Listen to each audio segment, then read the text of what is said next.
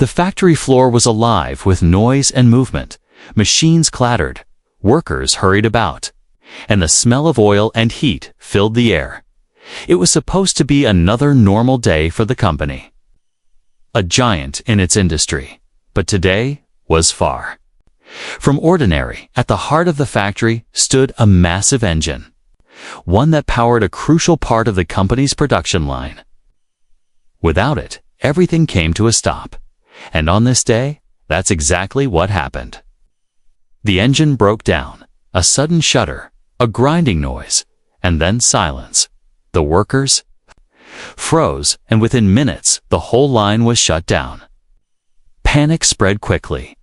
The female CEO, known for her sharp mind and commanding presence, stormed onto the floor. She was tall, dressed in a tailored suit, her heels clicking sharply against the concrete.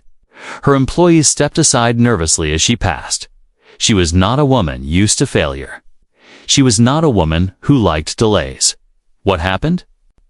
She demanded, her voice cutting through the air. "Ma'am, the engine's down."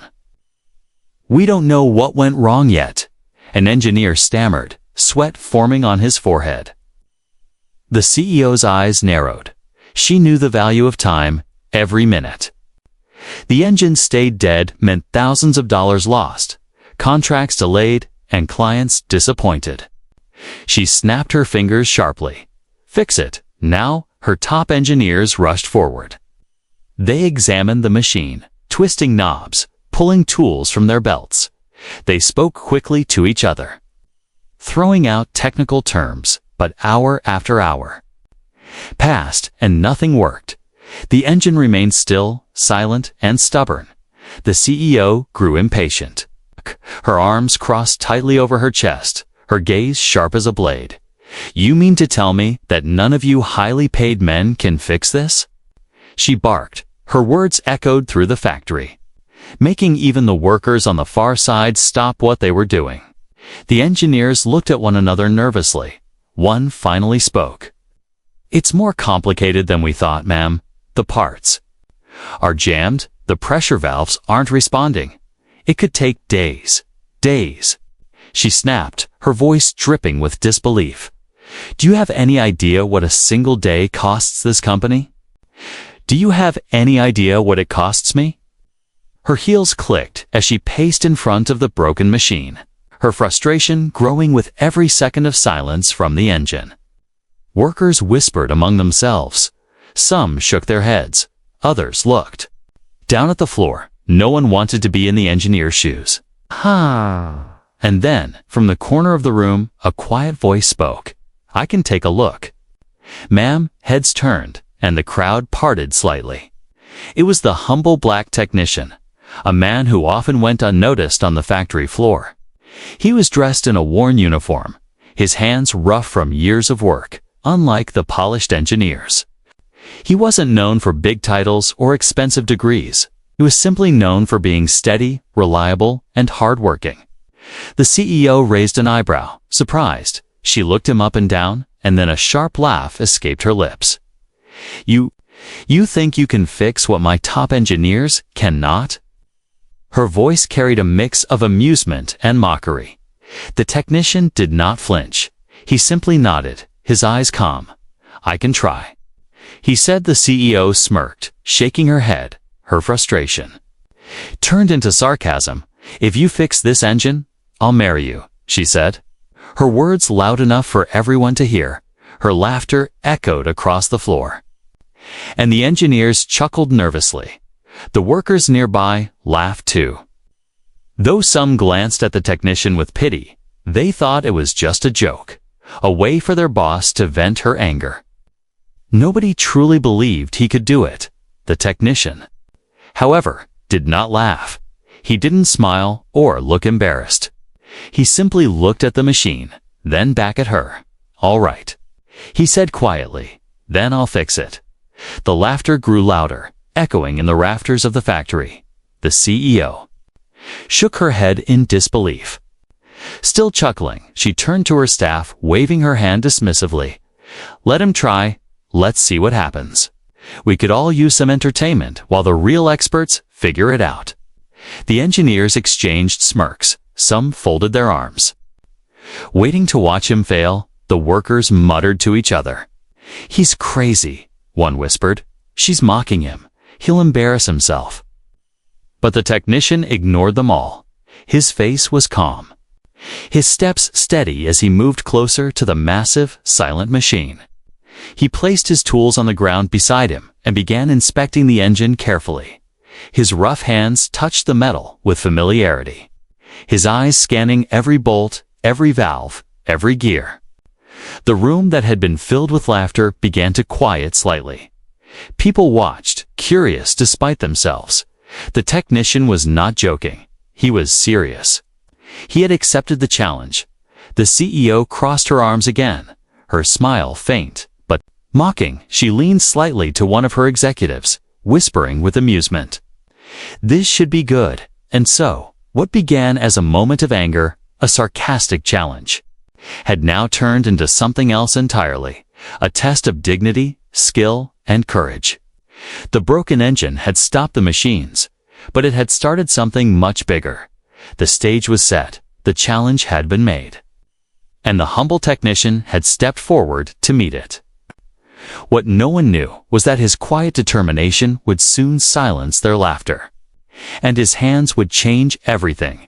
The laughter still echoed in the vast factory, bouncing off the steel walls and ringing through the rafters. The female CEO leaned back against the engine railing, her arms folded, a faint smirk on her lips. To her, this was nothing but a moment of amusement.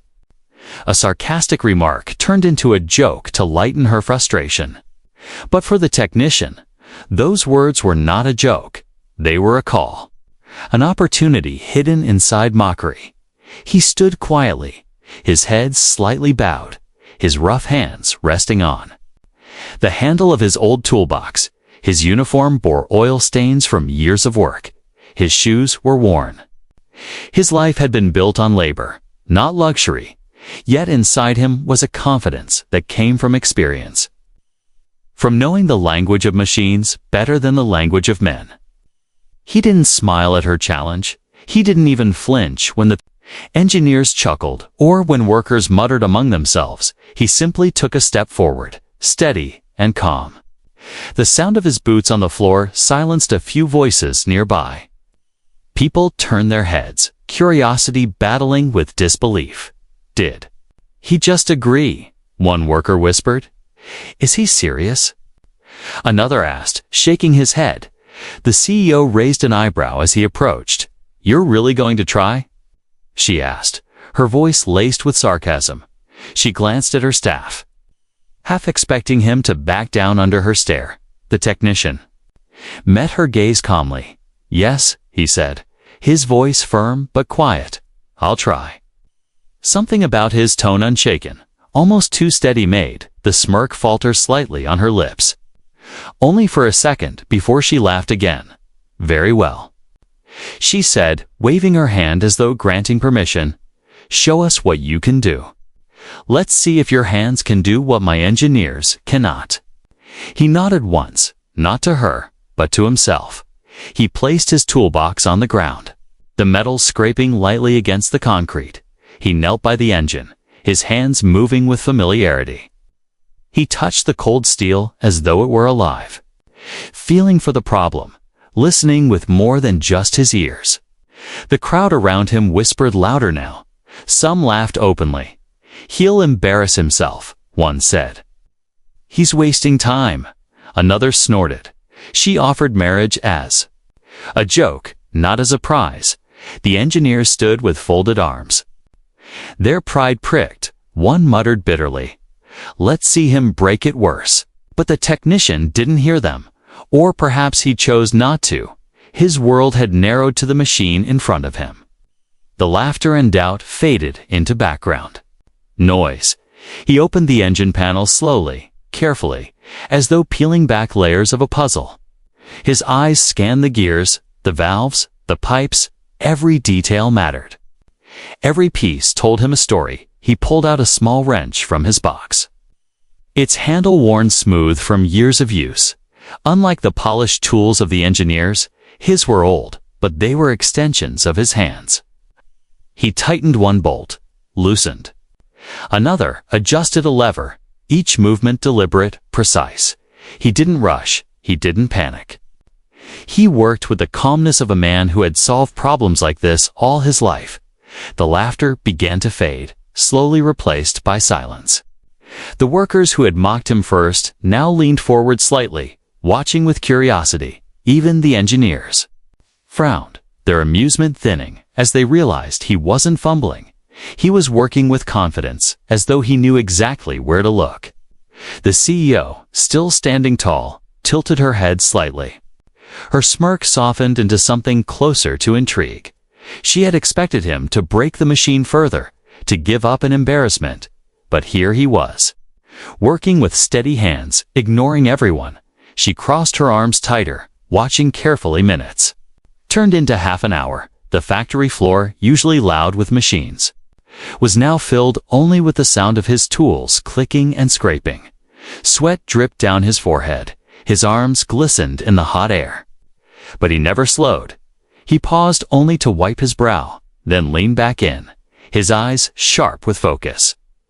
A worker whispered to another, "Do you think he actually knows what he's doing?" The other replied quietly, "I don't know, but look at him. He doesn't look lost." One of the engineers scoffed. "Luck, that's all it is. He'll get stuck soon enough." But even as he said it, doubt tugged at his words. The technician reached deeper into the engine, twisting a valve that none of the engineers had touched. He listened carefully as the metal groaned in response. He tapped gently against a pipe. Listening to the echo, he nodded faintly to himself. Like a doctor diagnosing a patient, the CEO's eyes narrowed, her voice cut through the silence. "Well, do you think you'll actually fix it?" The technician looked up at her, his face calm, his voice steady. "I don't think," he said simply. "I know." Gasps rippled through the crowd. The boldness of his words shocked them. How could he, a humble technician, speak with such certainty in front of their powerful CEO? But he had said it, and he meant it. The CEO stared at him, her smirk gone now. Replaced by curiosity she tried to hide. She studied his face, searching for doubt, but she found none. He turned back to the engine, tightening the final bolt of the panel he had opened. His hands moved faster now, with more purpose. As if the puzzle was finally coming together in his mind, the factory floor was silent. The laughter had vanished. The whispers had died. Everyone waited, breaths held. Watching the humble man who had dared to take a challenge meant as a joke. The technician stood slowly, wiping his oily hands on his uniform. His eyes never left the machine. His lips pressed into a firm line. He reached for the switch. The challenge had begun as laughter. But now it had become something far more serious. The crowd leaned in, hearts pounding, wondering what if he actually does it? The technician crouched low beside the massive engine, his toolbox open at his side. The air inside the factory felt heavier now, filled with the smell of oil, sweat, and tension. The once busy workers had stopped what they were doing, forming a loose circle around him, watching with skeptical eyes. At first, the laughter was casual, light, like the sound of people sharing a joke they all understood. The CEO herself leaned slightly against a railing, her lips curved in amusement. She had meant her words as sarcasm, a release of her own frustration. She never imagined this man would take them literally. "Look at him," one of the engineers whispered to another, his tone dripping with arrogance. "He thinks he's going to fix what we couldn't. He'll be lucky if he doesn't make it worse." The second engineer snorted. "He probably doesn't even understand half the systems inside this machine." Their words earned chuckles from others. A few workers crossed their arms, shaking their heads. "He's wasting time." The boss let him try just to laugh at him.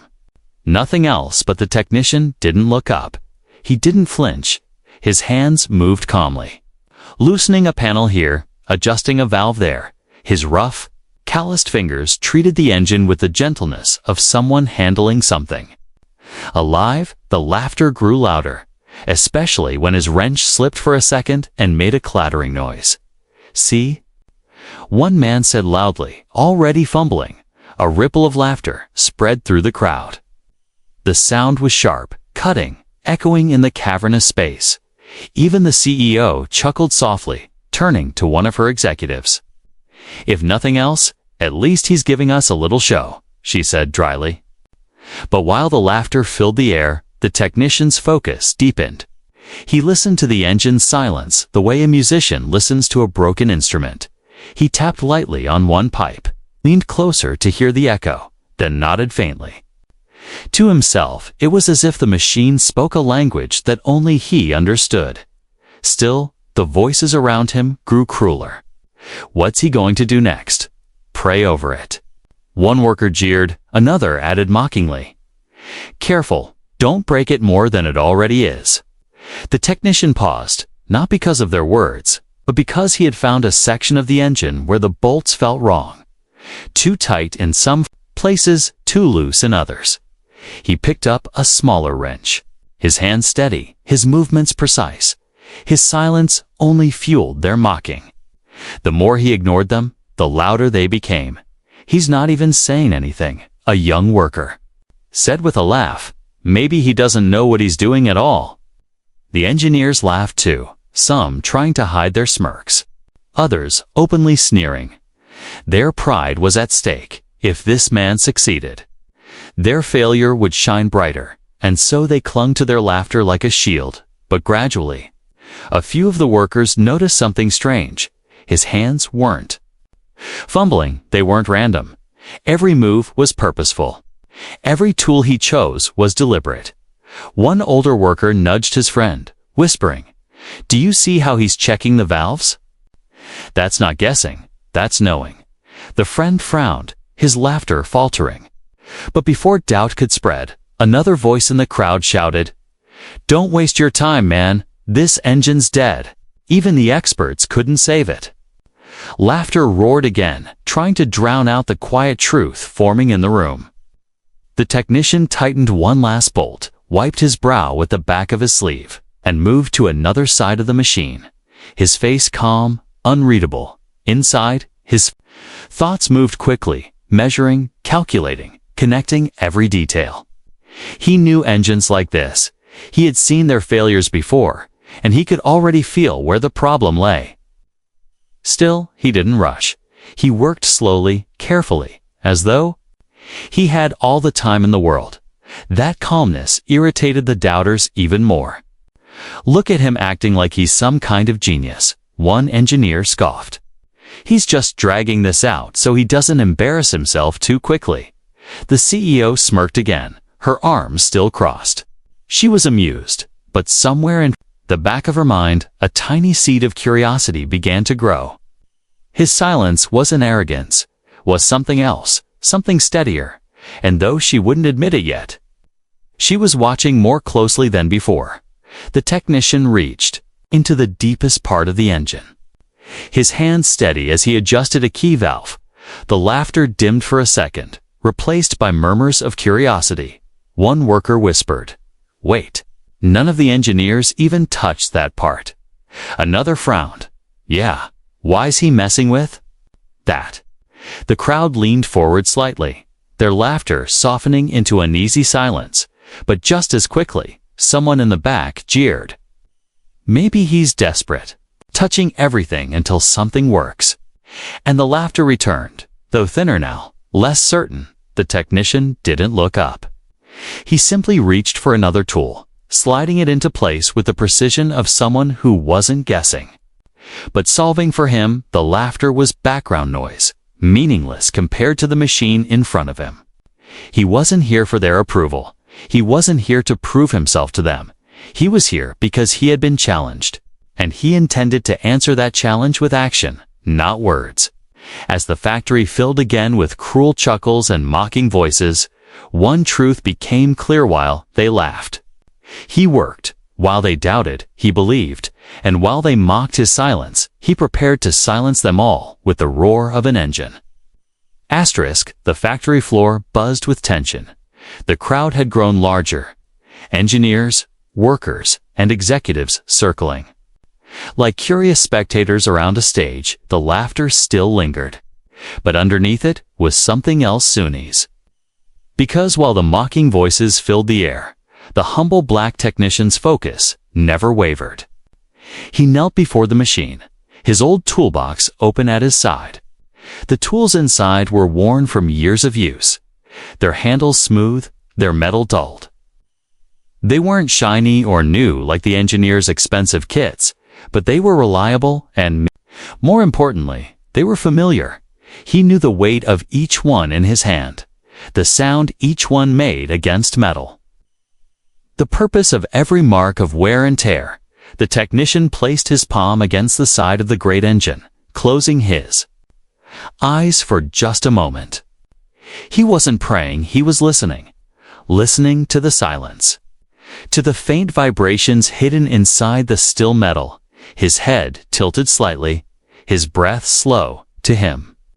Machine spoke, not with words, but with rhythm, with every creak, every hiss, every pause. They told him their story when he opened his eyes again. They were sharp with purpose.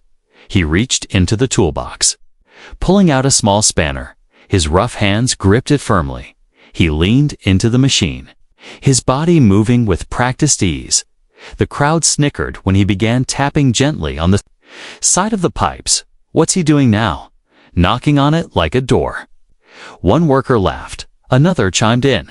Maybe he's hoping it answers.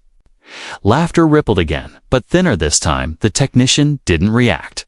He adjusted a valve, turned a bolt half an inch, then tapped again. The sound echoed slightly differently this time. He nodded faintly, confirming something only he understood. He moved lower, unscrewing a panel near the base of the engine. The bolts squealed, tight from years of wear. But his strong arms forced them loose. He placed each one neatly beside him. Organized, careful, he slid the panel away, exposing the dark interior of the machine. It smelled of oil and burnt metal. Evidence of years of strain and misuse. The CEO shifted her weight, watching from above, her arms still crossed, her smirk softer now. She wasn't laughing anymore, not fully. Her sharp eyes followed his every move.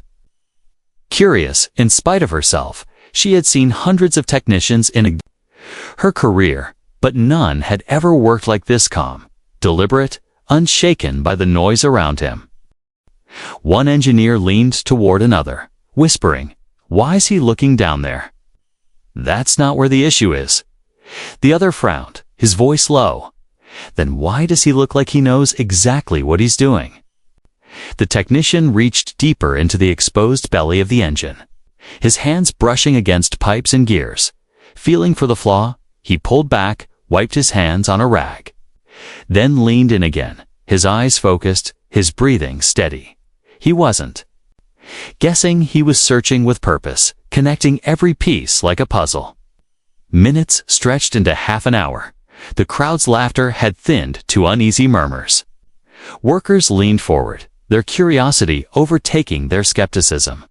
Even the engineers, prideful as they were, had grown quieter, their arms still crossed, but their brows furrowed as they watched. The technician's hands moved faster now, adjusting a valve, loosening a stubborn gear, tightening a bolt that had long been ignored. Sweat dripped down his forehead. His arms glistened in the harsh light. His uniform grew dirtier with every passing minute. But his expression remained calm. At one point, his wrench slipped, clattering loudly to the ground. The crowd laughed sharply, eager to seize on the mistake. "See? He's lost." One man jeered. "He doesn't know what he's doing." But the technician only picked up the tool quietly, his face unshaken. He didn't even glance at the crowd. His focus was absolute. The CEO leaned slightly forward now, her sharp eyes narrowing. She had expected this man to crumble under pressure, to give up when mocked, but he hadn't, not once. Instead, he worked with the quiet determination of someone who carried no ego. Only skill. Time passed, and the sound of his tools against metal became a rhythm of its own. Click, turn, tighten, tap, listen, adjust, over and over. Steady, patient, precise. He wiped his brow again, leaving a streak of oil across his forehead. But he didn't notice. One worker whispered softly, almost to himself. "He's not just tinkering, he's fixing it." Another nodded slowly. "Yeah." He moves like he knows exactly what's wrong. The laughter had nearly vanished now.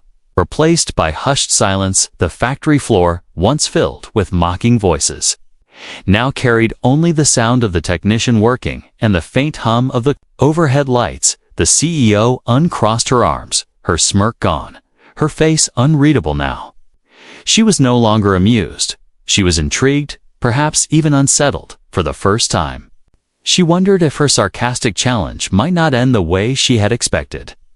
The technician reached for a final small, battered screwdriver. He leaned into the engine, twisting carefully. His movements slow but confident. He listened to the faint click of the gears as they shifted into place. His lips pressed into a firm line, his focus absolute. The crowd held its breath. Every eye fixed on him, every heart pounding. And then, at last, he leaned back. His chest rose and fell. His hands covered in oil and grease.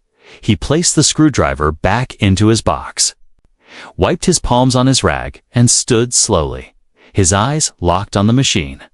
He reached for the power switch, his rough hand hovering over it. His silence heavier than all the laughter that had come before. The work had begun as a joke, but now the entire factory waited in tense anticipation. Would the humble technician do the impossible? The crowd leaned closer, holding their breath as the technician's hand rested near the switch. But instead of flipping it, he paused, his eyes narrowed, his ears listening to something only he could hear: the quiet groan of gears, not yet aligned, the faint stiffness in the pipes, the subtle resistance of a machine still not ready. He lowered his hand and crouched again, his movements calm but purposeful. "Not yet," he murmured softly, mostly to himself. His words puzzled them. Onlookers, some frowned, others scoffed. "He's stalling," one engineer muttered. "He knows it won't work." But that wasn't the truth. The technician wasn't afraid of failure. He was too experienced to rush. He knew machines like people. Sometimes they needed patience. Sometimes they fought back before surrendering. He pulled off another panel, one that had been rusted tight. His muscles strained as he forced the bolts loose. Sweat dripped down his forehead, soaking into his collar. His arms ached. But he didn't stop. With a grunt, the panel came free, clattering to the ground with a metallic crash. The sound made the workers jump. A few laughed again. "He's tearing it apart now." Someone called out, but the laughter was weak, unconvincing. More people were beginning to see the truth. He wasn't flailing blindly. He was digging deeper, pushing further than anyone else had dared. Inside the engine, the heat was oppressive. Metal parts radiated warmth. Dust coated every surface. His fingers slipped once on a greasy bolt, slicing the skin. A small bead of blood appeared on his knuckle. He winced, but didn't stop, wrapping it quickly with the corner of a rag before diving back in. The CEO, watching from above, tilted her head slightly. For the first time since the challenge began, she felt something she hadn't expected: respect she wouldn't admit. It allowed, not yet, but the sight of him bleeding, sweating, and working without pause stirred something inside her. Still, she tested him, her voice sharp. "Are you sure you know what you're doing?" "My men have been at this for hours."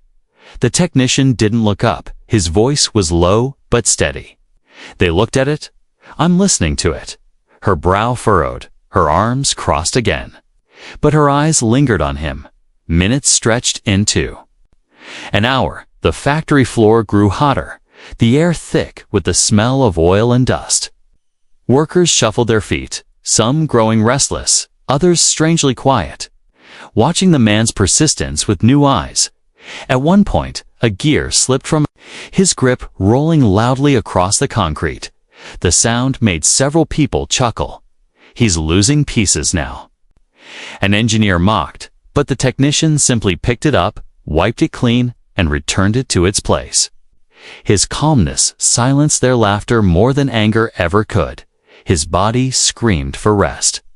His back ached from crouching, his hands raw. From gripping tools, sweat ran down his face in rivulets, stinging his eyes. He stopped only long enough to take a sip of water. Then bent forward again. Every failure tested him. Every stubborn bolt and jammed valve dared him to quit. But quitting wasn't in his nature. He remembered long nights fixing broken cars in dim garages. Long days repairing old tractors under the hot sun. He remembered the faces of people who had laughed at him before, doubted him, dismissed him. And he remembered how every time persistence had been his answer. He tightened one last pipe, his hands trembling slightly with fatigue. His chest rose and fell heavily. His rag was soaked through with sweat and grease. Still, he didn't stop. He wiped his forehead with the back of his arm, leaving a streak of oil across his skin. Around him, the crowd had grown quieter. The laughter had nearly vanished, replaced with murmurs of disbelief. One worker whispered, "He's still going." After all this, another shook his head slowly. "I don't know how, but he looks closer than anyone's ever been." Even the engineers had fallen silent now, their smugness dimming as they realized the man they mocked had lasted longer, worked harder, and uncovered more than they had. Finally, after what felt like an eternity, the technician sat back, his hands resting heavily on his knees. His breathing ragged, his face glistening with sweat, but his eyes, they burned with determination. He rose slowly, his body tired but his spirit unshaken. He adjusted the last bolt, tightened the last screw. His movements slower now, but still deliberate. The CEO leaned forward, her eyes locked on him. She had expected him to break under pressure, to give up and walk away humiliated. But instead, he stood taller now, his exhaustion a badge of honor, his persistence proof of his character. The technician wiped his hands once more. Leaving streaks of black across his rag, he placed the final tool back into his box and straightened. His voice was hoarse but steady now. "It's ready." The room went silent. Every eye fixed on him, every breath held. The workers who had mocked him stood still, their laughter forgotten. The engineers who had doubted him clenched their jaws. The CEO herself felt her heart beat faster, because in that moment, everyone realized something. This was no longer a joke, no longer entertainment, no longer a test of pride. This was persistence made flesh, determination given form. The humble technician, against laughter, against doubt, against exhaustion, had reached the moment of truth. And with the crowd holding its breath, he reached once more for the switch. The air in the factory was heavy, thick with silence. The laughter that once echoed around the walls had long disappeared. Every eye was fixed on the humble black technician. His rough hands hovered near the switch, his face streaked with sweat and oil. His chest rose and fell as he caught his breath. But his eyes never wavered. For hours, he had fought the stubborn machine-tight bolts, jammed valves, hidden cracks that no one else had noticed. His body was tired, his arms ached, and blood still seeped faintly through the rag wrapped around his knuckle. But his spirit was unbroken. If anything, it was stronger now. Sharper than ever, the CEO stood a few feet away, her arms no longer folded, her sharp smirk gone, replaced by something else, something closer to tension. She had meant her words as a joke, an insult to vent her frustration, yet now, as she watched the technician prepare to flip the switch, she felt a small, unfamiliar twinge in her chest, uncertainty.